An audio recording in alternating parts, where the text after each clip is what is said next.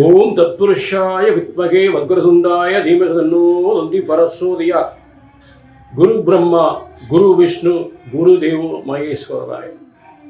அனைவருக்கும் கோடான கோடி நமஸ்காரங்களை தெரிவித்துக் கொள்கிறேன். மார்கழி மாத பலன்கள். மார்கழி என்றால் தட்சிணாயன காலத்தின் இறுதி மாதம்.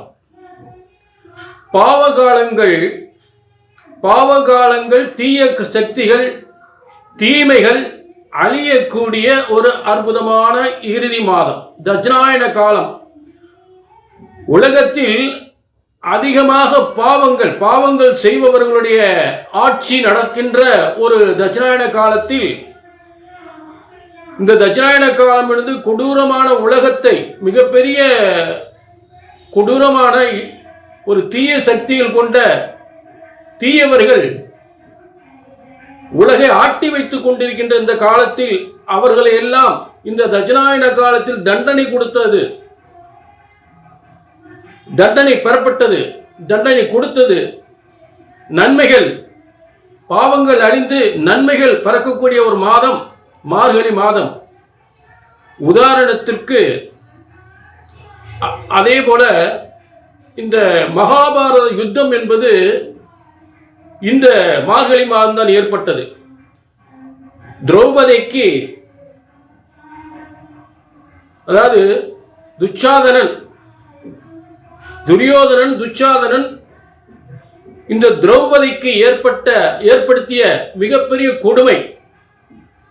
அப்படிப்பட்ட பாவ செயல்கள் செய்தவர்கள் எல்லாம் அழியக்கூடிய மாதம் மகாபாரத யுத்தம் முடிவடைந்த மார்கழி மாதம். உலகத்திற்கே புண்ணியங்கள் ஏற்படுகின்ற ஒரு முக்கியமான மாதம். மார்கழி முடிந்ததுன்னு புண்ணிய காலம் என்று சொல்லக்கூடிய தை பிறக்கின்றது. ஆகவே உங்கள் அனைவருக்குமே, ஒவ்வொருவருக்கும் தீமைகள் அழிந்து நன்மைகள் பிறக்கக்கூடிய ஒரு மார்கழி மாதம், தெய்வ வழிபாட்டுக்குரிய மாதம் என்பதை மறந்து விடாதீர்கள். இப்ப எல்லா ராசிக்குமே மார்கழி மாதத்தின் உன்னத பலன்களை பார்க்க போகின்றோம். இது பொது பலன். உங்க தனிப்பட்ட ஜாதகத்தை பார்க்கணும்னா, ஏன்னா தனிப்பட்ட ஜாதகத்தை உங்க தலையெழுத்தே தெரியும். என்ன தலையெழுத்துக்காக பூமியில பிறந்திருக்கீங்க, எதை சாதிக்க போறீங்க அப்படின்றது உங்களுடைய தனிப்பட்ட ஜாதகம் மட்டுமே சொல்லும். இது பொதுவான பலன். அப்ப உங்க எதிர்காலத்தை தெளிவாக துல்லிதமாக உங்க தனிப்பட்ட ஜாதகத்தை பார்த்துக்கலாம். கீழே நம்பருக்கு நோட் பண்ணிட்டு ஒரு அப்பாயின்மெண்ட் வாங்கிக்கலாம். சரிங்களா? இப்ப எல்லா ராசிக்கும் நம்ம மார்கழி மாத பலன்களை பார்ப்போம். மார்கழி மாத பலன்கள். மீன ராசி நேயர்களே, உங்களுக்கான மார்கழி மாத பலன்கள்.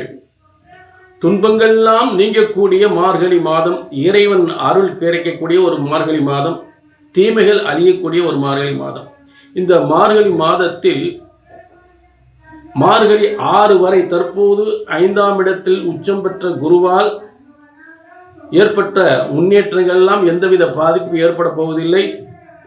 மேலும் உங்களுக்கு 1-10 குரு பகவான் 5ஆம் இடத்திலிருந்து 4ஆம் இடத்துக்கு பின்னோக்கி வருகிறார். ரிவர்ஸ்ல வரார், மிதுனத்துக்கே வரார். அப்ப மிதுனத்துக்கு வரும் பொழுது உங்க சுய ஜாதகத்தில் குரு பகவான் வக்ரம் பெற்றிருந்தால் சொத்து சுகங்கள், பதவி யோகங்கள், வாகன யோகங்கள் நிச்சயமாக ஏற்படும். 4ஆம் இடம் கேந்திரம், வீடு, மனை, வண்டி, வாகனங்கள், பதவி யோகங்கள், தொழில் முன்னேற்றங்கள், வியாபார முன்னேற்றங்கள் நிச்சயமாக ஏற்படுத்தும். சரிங்களா? அடுத்து இந்த மார்கழி 7ஆம் தேதி சுக்கிரன் உங்களுக்கு 3-8 உங்களுக்கு 10ஆம் இடத்துல இருக்கார். அப்ப தொழில வியாபாரத்தில் கடன் பிரச்சனை உருவாக்கும். இருந்தாலும் குருவின் பார்வையில் இருப்பதால் அது அதிகமாக ஏற்படாது, அது நிவர்த்தி அடையக்கூடிய. ஏன்னா குரு பார்வையில் இருக்கு. உங்களுக்கு 4ஆம் இடம் மிதுன ராசியிலிருந்து உங்களுக்கு 10ஆம் இடத்துல பார்த்துக்கிட்டு இருக்கார். ஆக மேலும் உங்களுக்கு, ஏன்னா உங்களுக்கு 6ஆம் அதிபதி அரசு வங்கியும் கடன் கொடுத்தவரும் கடன் வசூலுக்காக உட்கார்ந்துருக்காங்க.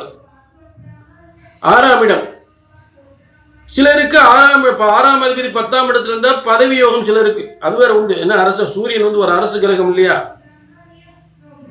ஆக மார்கழி மாதம் என்றாலே சூரியன் வந்து தனுசு தான் இருப்பார். மேலும் இப்போ செவ்வாய் சூரியனோட சேர்ந்திருக்காரு. அப்போ சூரியன் செவ்வாயோட இப்போ முதல்ல போய் சுக்கிரன் சேர்ந்துறாரு. சுக்கிரன் வந்து உங்களுக்கு கொடிய பாவி. அவர் கடன் பிரச்சனைகளை தொழிலில் ஒரு முன்னேற்ற தடையை ஏற்படுத்துவார். அப்போ அது பாதிக்காத அளவு குருவின் பார்வை ஏற்பட்டு போகுது. அதனால் கவலைப்பட வேண்டியதில்லை. சரிங்களா? அடுத்து புதன் 4-7க்குரியவர். 4-7க்குரிய 10ஆம் இடத்துல இருந்தால் கணவன் மனைவி 2 பேருக்கும் தொழில், கூட்டு தொழில், கணவன் மனைவி இருவரும் தொழில் செய்யலாம்.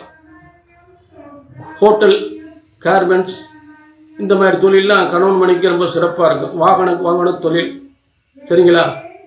அதே நேரத்தில் வந்து உணவுப் பொருள் சம்மந்தப்பட்டது, ஹோட்டல் சம்மந்தப்பட்டது, சினிமா துறை, கலைத்துறை சார்ந்தவர்களுக்கு நல்ல முன்னேற்றங்கள் ஏற்படும். அதில் வந்து எந்தவித மாற்றம். 10ஆம் இடத்துல சூரியன் செவ்வாய் குருவின் பார்வையில் ஏற்படுவதால் மேலும் அதாவது சுக்கிரன் அங்கே சேர்ந்துடுறார்.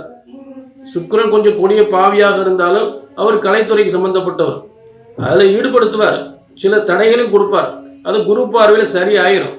மேலும் புதன் 4-7க்குரிய புதன் ஒரு கணவன் மனை இருவரும் சேர்ந்து, இல்லாட்டி கூட்டு தொழிலோ, இல்லை கணவன் மனை இருவரும் சேர்ந்து தொழிலோ, இல்லை சில பேருக்கு வெளிநாட்டு வேலை வாய்ப்போ, வெளிநாட்டு தொழிலும் கிடைக்கிறதுக்கு வாய்ப்புகளை கொடுக்கும். புரிஞ்சுட்டிங்களா? இதுதான் அந்த கிரக மார்கழி மாதத்தில் ஏற்பட்ட கிரக மாற்றங்கள். அடுத்து மார்கழி 17 மார்கழி 17 புத்தாண்டு பிறக்க போகுது.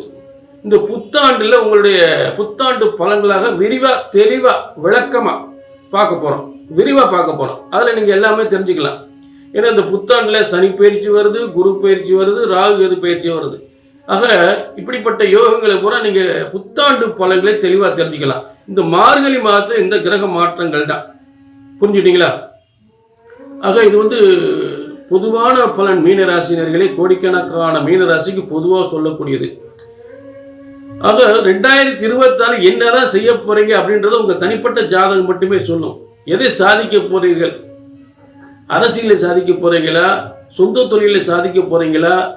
வியாபாரத்தில் சாதிக்க போறீங்களா? அரசாங்கத்தில் உயர் பதவியில் சாதிக்க போறீங்களா?